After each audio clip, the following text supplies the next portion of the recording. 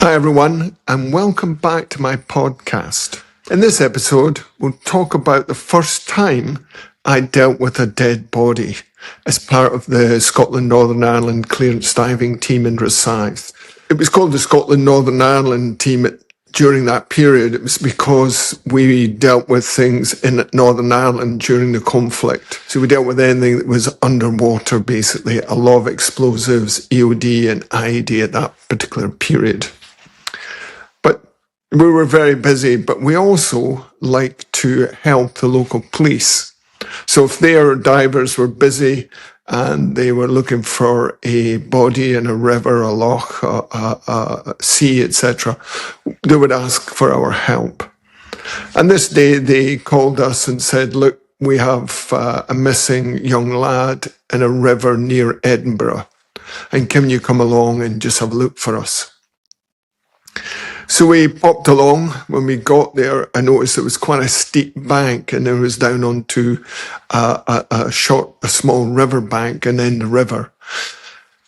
I could see that the guy's fishing gear that he'd been using, obviously, the police said, look, he's prone to epileptic fits. He's probably had one, fallen into the river.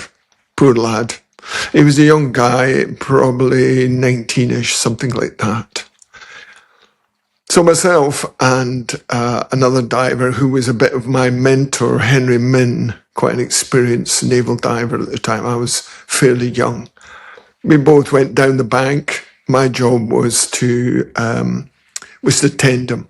We were using a thing called Sabre at the time, which is just a basic, just like your basic scuba diving gear, full face mask, nose clip. So we're both in dry suits. I tied the lifeline on. And the river, to be honest, was about, 15, 20 foot wide at the most, probably less than 10 foot deep. So Henry got into the river, swam out a little bit, and then lowered himself down onto the riverbed. Within 5 minutes, he came to the surface and he was pointing down, indicating that he'd found the guy, took his mask off, pulled his mask up and said, look, Stephen, I'm going to tie him on with the lifeline, and then you pull and I'll help him up. We'll get him to the edge of the water, edge of the bank.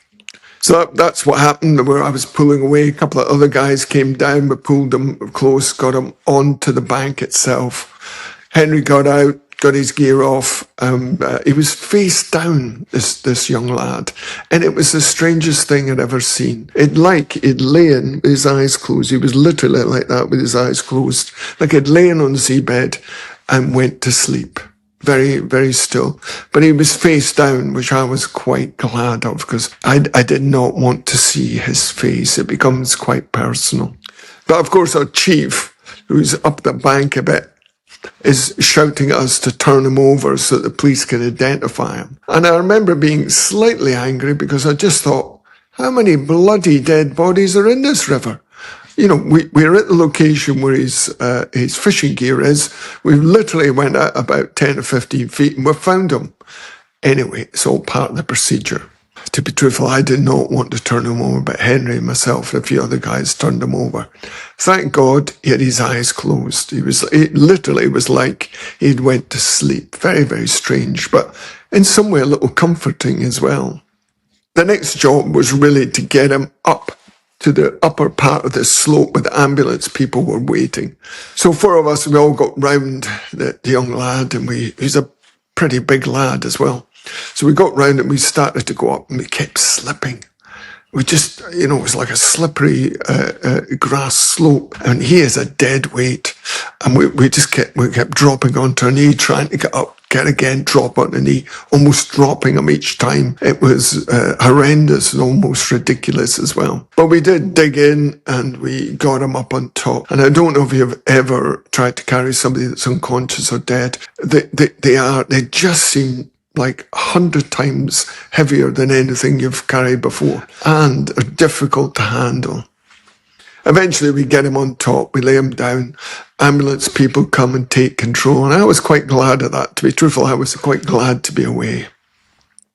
But of course, as I'm standing there, just waiting for the ambulance people to take the young lad, I look across, and a fair distance away next to the police cars, there's a group of people, and they're all pretty upset. I could tell, even from this distance, they were crying. And it suddenly became very personal, because these people were related to the young lad, either their father and the mother or brother or whatever. But it was obviously the son of one of them. And I did wish then that we'd been a bit more respectful about getting the body up, but it just wasn't possible. We all had to just grab hold of it and dig in as hard as we could, eventually getting it on top, even though we were dropping it quite a few times.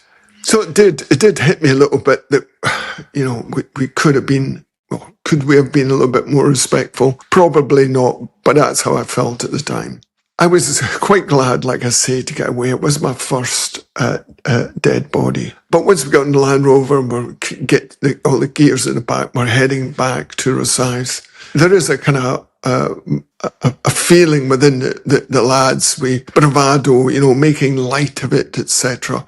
And I was slightly involved in that as well, because it does make you feel a bit better. It's a funny thing, because it wasn't pleasant, and we were just washing it off as if it was nothing. But I think in each of us, we were affected slightly by it. Especially me, as being a young guy. There was another young diver there as well. So it's something I do remember. I can't say it impacted me for life or whatever, but now and again I do think about it. And I have told the story a few times to other people. Further on from this, obviously, once you're in a diving team, you do more of these body recoveries. And some of them are, the most difficult ones are the ones when you meet the body in the water. You're actually in the water, it's not very good visibility. And once you've touched, it's a human being, and it's just you and the body. That's it underwater. There's nobody else. And it's your job to get into the surface. I hope you enjoyed it, and I really, really appreciate you listening. There's more episodes to come, so please keep an eye out. I'm trying to do them every sort of 2 to 3 weeks. You guys take care. Many thanks for listening. All the best.